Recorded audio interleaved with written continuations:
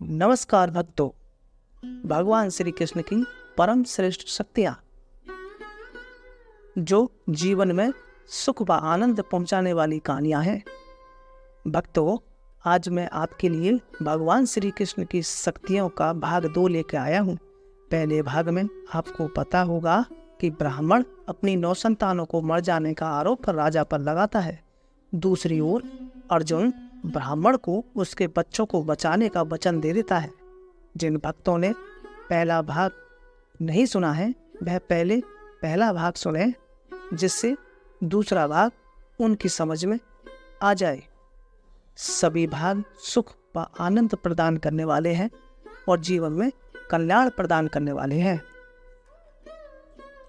जब ब्राह्मण की पत्नी एक अन्य बालक को जन्म देने वाली थी, तब ब्राह्मण पुकारने लगा, हे अर्जुन, कृपया अब आकर मेरी संतान की रक्षा करो। उसकी बात सुनकर पावन जल का स्पर्श करके तथा अपने धनुष बाणों द्वारा संकट से रक्षा करने के लिए पवित्र मंत्रों का उच्चारण करते हुए अर्जुन तत्काल तत्पर हो गए। विशेष रूप से उन्होंने शिवजी द्वारा प्रदत्त बाण को लिया तथा बाहर जाते हुए वे शिवजी तथा उनके महान अनुग्रह का स्मरण करने लगे। इस प्रकार अपने गांडीव नामक धनुष तथा अन्य अनेकों आयुधों से सज्जित होकर वे प्रसूति गृह के सम्मुख उपस्थित हुए। ऐसा प्रतीत होता है कि ब्राह्मण को दिए गए अपने वचनों को पूर्ण करने के लिए अर्जुन अभी तक द्वारका से गए नहीं थे। जब ब्राह्मण की पत्नी का प्रसव होने वाला था, तब उन्हें रात्रि में बुलाया गया था। ब्राह्मण की पत्नी के प्रसव के लिए प्रसूति गृह की ओर जाते हुए अर्जुन ने अपने सखा श्री कृष्ण का नहीं अपितु शिवजी का स्मरण किया।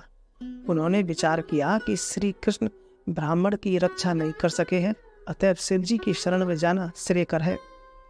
यह इस बात का एक और उदाहरण है कि किस प्रकार व्यक्ति देवताओं की शरण में जाता है। जो व्यक्ति लोभ तथा काम वासना के कारण भगवान को विस्मृत कर अन्य देवताओं की शरण लेता है, वह अपनी बुद्धि खो देता है।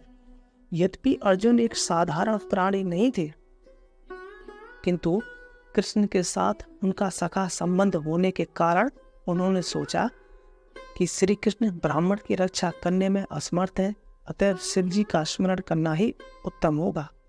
कालांतर में यह सिद्ध हो गया कि श्री कृष्ण के स्थान पर अर्जुन का शिवजी की शरण में जाना तनक भी सफल नहीं हुआ, किंतु अर्जुन ने विभिन्न मंत्रों का जप करके आपके सामर्थ्य के अनुरूप प्रयास किया तथा प्रसूति गृह की समस्त दिशाओं से रक्षा करने के लिए उन्होंने अपना धनुष उठा लिया।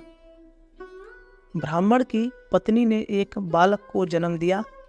तब सदा की भांति शिशु ने क्रंदन करना प्रारंभ किया, किंतु अचानक कुछ ही पलों में शिशु तथा अर्जुन के बाण दोनों ही आकाश में तिरोहित हो गए। ब्राह्मण का गृह श्री कृष्ण के महल के समीप था तथा अपनी सत्ता की अवज्ञा में घटित हो रही समस्त घटनाओं का श्री कृष्ण आनंद उठा रहे थे।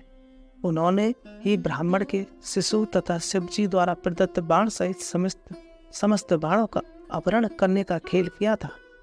अर्जुन को शिवजी द्वारा प्रदत्त बाण पर अत्यंत गर्व था, किंतु श्री कृष्ण ने अन्य बाणों के साथ उसे भी हर लिया। अल्प बुद्धि मानव भ्रमवश देवताओं की शरण में जाते हैं तथा उनके द्वारा प्रदत्त सुविधाओं से संतुष्ट रहते हैं। भगवान श्री कृष्ण तथा अन्य लोगों की उपस्थिति में वह ब्राह्मण अर्जुन पर दोषारोपण करने लगा। हे उपस्थित लोगों, मेरी मूर्खता देखो। मैंने निर्मल अर्जुन के शब्दों पर विश्वास किया, जो केवल मिथ्या वचन देने में ही चतुर है। अर्जुन पर विश्वास करना मेरी कितनी बड़ी मूर्खता थी। जब प्रद्युम्न, अनिरुद्ध तथा भगवान बलराम तथा भगवान श्री कृष्ण असफल रहे, तब उसने मेरी संतान की रक्षा करने का वचन दिया। यदि ऐसा महान पुरुष मेरी संतान की रक्षा ना कर सके, तब कौन ऐसा कर सकता है। अतएव मैं अर्जुन के मिथ्या वचन के लिए उसकी भत्सना करता हूँ। उसके प्रसिद्ध गांडीव तथा स्वयं को भगवान बलराम, भगवान श्री कृष्ण, प्रद्युम्न तथा अनिरुद्ध से भी महान घोषित करने की उसकी दृष्टता की भी निंदा करता हूँ। मेरी संतान की रक्षा कोई नहीं कर सकता है, क्योंकि वह पहले ही अन्य लोग को स्थानांतरित किया जा चुका है। केवल मूर्खतावशी अर्जुन ने सोचा था कि वह मेरी संतान को अन्य लोगों से वापस ला सकेगा।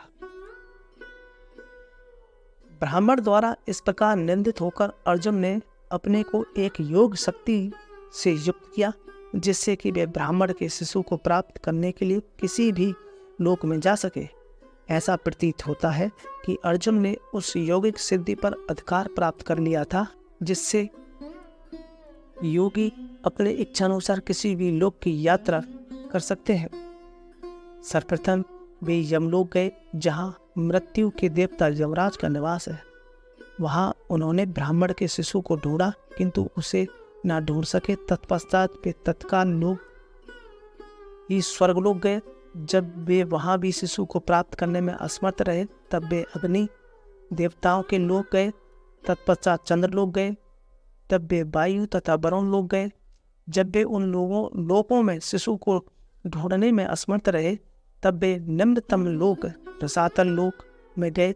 इन सब विभिन्न लोकों की यात्रा करने के उपरांत वे योगियों के लिए भी ब्रह्मलोक गए। भगवान श्री कृष्ण की कृपा से अर्जुन को यह शक्ति प्राप्त थी तथा वे स्वर्ग लोकों से ऊपर ब्रह्मलोक में गए।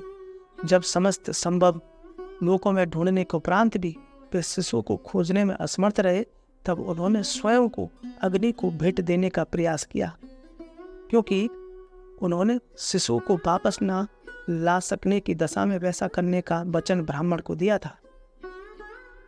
किंतु भगवान श्री कृष्ण अर्जुन के प्रति अत्यधिक दयालु थे, क्योंकि अर्जुन भगवान के अभिन्न सखा थे। भगवान ने कलंकित होकर अग्नि में प्रवेश करने से अर्जुन को रोका। श्री कृष्ण ने संकेत किया कि अर्जुन उनके सखा थे, अतः यदि वे निराशा में अग्नि में प्रवेश करें तो यह परोक्ष रूप से भगवान पर कलंक होगा।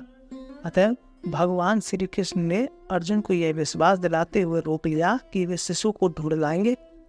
उन्होंने अर्जुन से कहा, मूर्खतावश आत्महत्या मत करो। भक्तों, आज के लिए इतना ही। आगे का तीसरे अध्याय में बताएंगे, जिससे कि वीडियो काफ़ी लंबी ना हो और आपको भी इन समस्त आनंद और सुख प्रदान वाली कहानियों में सुख मिलता रहे। भक्तों, मेरा मनोबल बढ़ाने के लिए प्लीज़ चैनल को सब्सक्राइब करना ना भूलें। बेल आइकॉन पर क्लिक करें, जिससे कि हमारी हर एक वीडियो की लिंक आप तक पहुंचती रहे, जिससे मैं आपके लिए और इसी तरह की वीडियो बनाता रहूं। वीडियो पूरा देखने के लिए धन्यवाद।